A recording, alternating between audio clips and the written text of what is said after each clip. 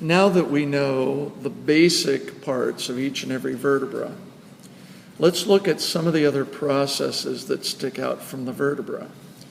When you look at the relationship of each vertebra to its neighbor, each and every vertebra is attached to its neighbor by the body.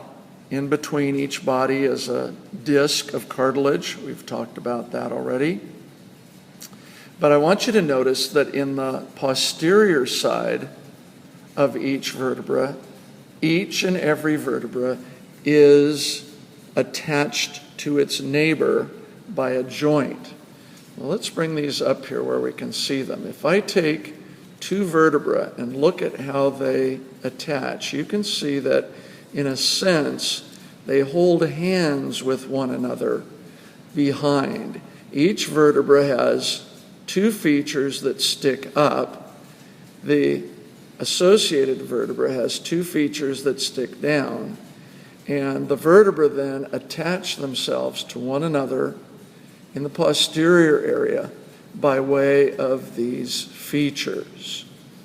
Every vertebra is attached to the vertebra above it and the vertebra below it by these features. Let me put these aside for a moment and let's look at a single vertebra here and how those features look. So here's our vertebra. You'd recognize the body, the vertebral arch, the two transverse processes, and the spinous process. Now, this is the anatomical position for this vertebra, with the spinous process sloping inferiorly. That's typical. And you can see that this vertebra has two features here that stick up, and these are called the superior articular processes. Articular means that they form a joint or an attachment between two vertebrae. And then here and here are the two inferior articular processes.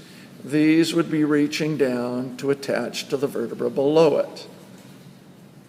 So every vertebra is going to have two superior articular processes, usually the parts that reach up the highest, and two inferior articular processes.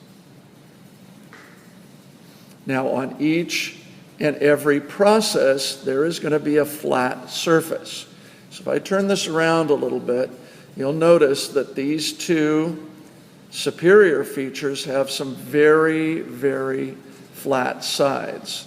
And on this vertebra, they're facing posteriorly toward the spinous process. These are called the superior articular facets. Facet is a flat place on the process of a bone. And if I look at this inferior articular process, you will see that each of these two have a flat surface on them. And of course, these would match the two superior ones below it, just like these will reach up to touch the two superior ones, or the two inferior ones in the vertebra above it. So each and every vertebra is hanging on to its neighbor by these features, and the flat surfaces or facets match the vertebra above and the vertebra below. So these would be the two superior articular processes and their facets, and these would be the two inferior articular processes and their facets. So every vertebra reaches up and attaches to its neighbor above and below it by way of these superior and inferior articular facets. Now, a little bit of an examination for you, a little bit of an exercise here. Now that you know those features, I've shown these to you on the thoracic vertebra. Find the same features on the lumbar vertebra. Notice how they're different, and find those same articulating processes and facets on the cervical vertebra, and notice how they're different there as well. Okay?